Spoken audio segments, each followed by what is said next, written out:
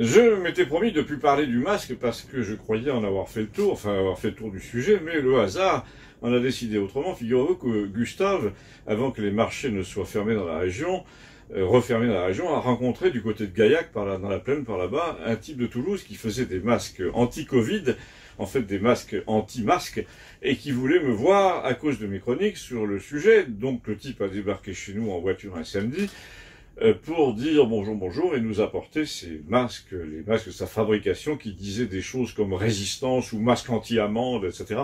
Le tout en jaune vif.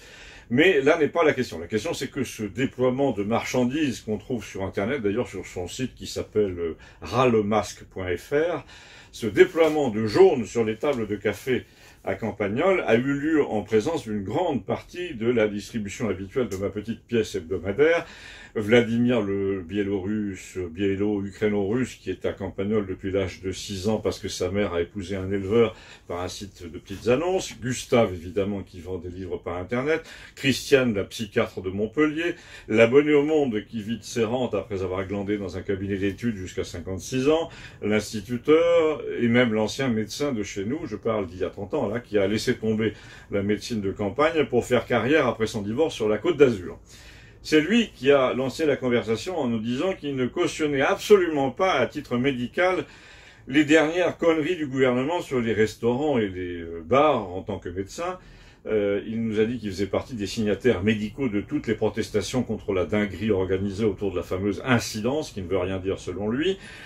Ce sont en tout 200 ou 300 médecins quand même, dont les tribunes sont repoussées systématiquement par les grands journaux, alors que parallèlement, 4 Pékins du Conseil scientifique, eux, ont le droit de pérorer sur les plateaux et dans les colonnes sur le ton, c'est fini, la récré, on va sévir, vous allez faire comme on vous dit, etc. Et c'est là que nous avons fait le pont entre les masques de notre ami toulousain, là, et où il y avait écrit muselière, balai masque, etc., et ce que portaient les 4 imbéciles du conseil scientifique qui trouvaient malin d'être les seuls sur un plateau de 4 ou 6 personnes à la télé à porter ce truc malgré le studio ventilé, malgré la distance scrupuleuse observée entre les invités. Généralement, en effet, il n'y avait qu'un seul de ces représentants de cette junte médicale pour venir rappeler par son masque la nécessité d'y penser toujours et encore. Et là, Christiane, la psychiatre, nous a dit, tu parles, elle est la clé de leur pouvoir, ils ont intérêt à l'entretenir. En plus, je ne sais pas si tu as remarqué, ils portent exprès le masque à 10 centimes, celui du peuple, le bleu ciel, là, par pure démagogie, parce que à leur hôpital, ils pourraient avoir des masques de pro à charbon actif, et tout blanc. Un autre a dit, c'est comme l'affreux Barouin, là, si proche du peuple, soi-disant. Lui aussi, il se balade avec un masque noir, mais frappé du crocodile Lacoste. Il est frappé lui-même, oui. Plus de 100 € pour avoir l'air d'un con avec un masque Lacoste, ça fait un peu cher. Et un autre encore a dit, Vuitton va s'y mettre, mais c'est déjà fait depuis longtemps. Puis notre ex-médecin de Campagnol a regardé autour de nous pour voir si quelqu'un le portait, ce fameux masque. Eh bien oui, l'abonné au Monde en avait un, mais sur l'oreille et puis un peu dans le cou. Quand on lui a parlé de tout ça, il nous a dit, je suis pas fou quand même, je le mets que quand j'entre dans le café. Et Gustave a décrit la scène, il faut voir le manège. Quand il va faire son loto, il y a 1 mètre entre la porte et le présentoir à journaux, il met le masque pour 1 mètre. Les mecs au bar, ils boivent leur café sans rien sur le nez, évidemment.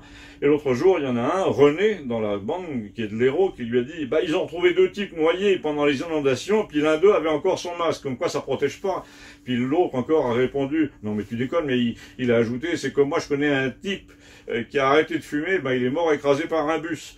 Du coup, notre ami Albert, l'abonné au Monde, a eu l'air un peu fâché, avec son masque sur le cou, de passer pour un type qui obéit sans réfléchir.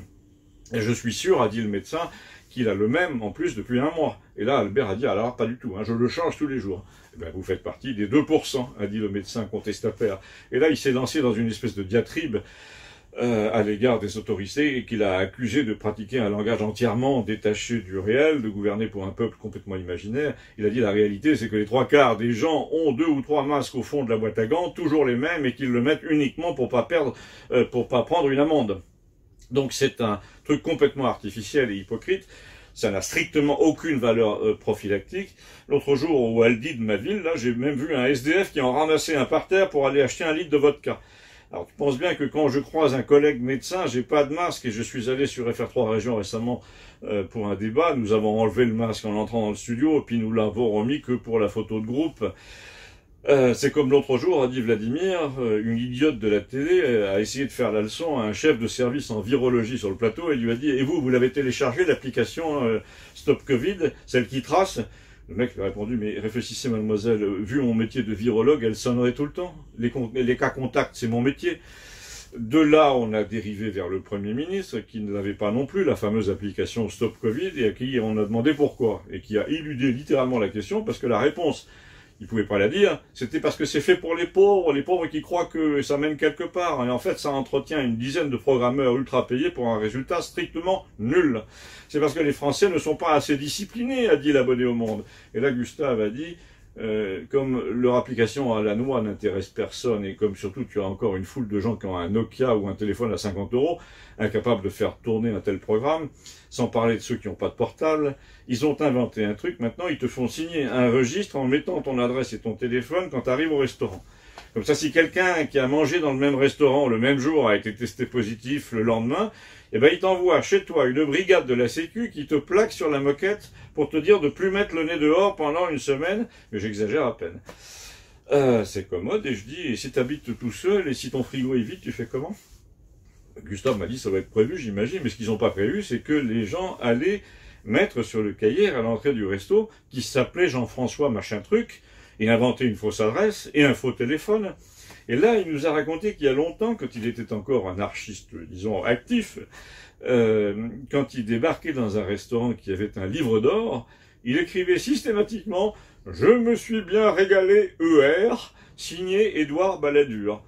Mais surtout, a-t-il dit, ils n'ont pas prévu que les gens allaient annuler leurs réservations et rentrer cuisiner chez eux, et voilà. Alors il paraît, ai-je dit, qu'au Canada, ils ont même prévu le coup, ils envoient la police chez toi pour vérifier si tout le monde porte le masque et si vous êtes moins de 10. Et là, l'abonné au Monde nous a servi l'argument systématique, celui qu'on entend partout dans la bouche des bénis oui-oui, qui cherchent à justifier tout le temps ce que fait le gouvernement français. Alors comme ça, selon toi, tous les pays du monde se seraient donné le mot pour entrer dans le complot au même moment et pour soumettre les populations. Bah oui, a dit Gustave, je ne sais pas trop pourquoi, dans quel but, mais il y a bel et bien une consigne qui est passée d'un continent à l'autre, on ne peut plus en douter, qui doit avoir un rapport avec le réveil des peuples, j'imagine, ceux qui sont en colère de voir la distance croître sans cesse entre les riches et les pauvres. Avant le confinement, tu avais des émeutes anti-élites à peu près partout, au Chili, à Hong Kong, au Mexique. C'est ça, a dit l'abonné au Monde, ils se sont téléphonés pour dire on va mettre les gens dans la merde exprès. En tout cas, a dit Gustave, en France, c'est exactement ce qui se passe.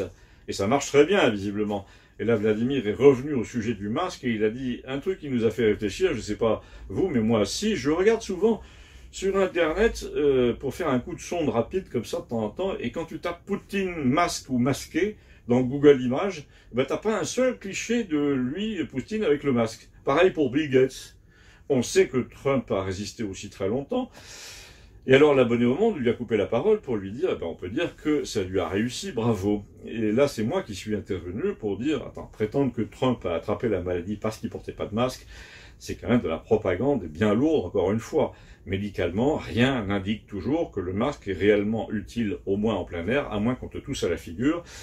Il faut arrêter avec ça. Et je parlais en toute confiance parce que l'ancien médecin de campagne, là, que j'ai cité tout à l'heure, était de cet avis, il était à côté de moi, il est remonté au créneau pour dire ce masque c'est avant tout un signe de soumission, sauf à la rigueur dans les couloirs d'un hôpital. Comme le dit madame. Christiane, dit l'intéressé. Comme le dit Christiane, a-t-il répété. C'est surtout un moyen d'asseoir un pouvoir sur les gens avec l'obligation du port du masque. Tu ne fais plus rien naturellement, tu es obligé de te surveiller tout le temps, et c'est ça qu'ils veulent. Et Christiane a dit, ils se raidissent d'ailleurs, tu les vois là de plus en plus mettre le masque pour te parler, même les hommes politiques, leur intimidation marche de moins en moins, donc ils accentuent l'obligation, tu vas voir qu'ils vont finir par te faire tirer dessus dans la rue parce que tu portes plus ce fameux masque. C'est tellement un symbole de leur domination sur toi que ça les rend fous. Ils commencent à s'apercevoir que les gens les mettent uniquement par peur de l'amende, les mettent n'importe comment, et mettent d'ailleurs toujours les mêmes, sans parler de ceux, ai-je dit, qui sont asthmatiques, comme moi, et qui portent un bas de femme découpé, qui ne protège de rien, mais qui fait juste taire la police. Et là, Gustave a fait son érudit, il a cité Caton, le philosophe romain, qui disait, qui se demandait comment deux devins qui lisaient l'avenir, soi-disant, dans les entrailles des poulets, arrivaient à se regarder dans les yeux sans pouffer de rire. Et puis il a cité aussi Molière, évidemment, avec ses médecins qui tantôt s'entendent pour épater le bourgeois, tantôt profèrent des anathèmes contre les patients ignorants au nom de la médecine toute puissante. Il a dit: moi, quand j'entends un vulgaire urgentiste nous dire en tant que scientifique, j'ai l'impression d'être dans le malade imaginaire. Quand je les entends se gorger de mots du genre revue à comité de lecture, je pense au Lancet là, qui a accepté une étude signée par 4 couillons, dont une ancienne escort girl, qui ont tout bidonné et sur laquelle s'est basé le ministre français de la Santé 2 heures après pour interdire un médicament. Mais là où Gustave nous a un peu stupéfait, c'est quand il nous a parlé de Savonarole, un moine du XVe siècle qui, à Florence, avait réussi à convaincre la totalité de la ville qu'elle devait s'amender, renoncer aux vanités, à la luxure, etc.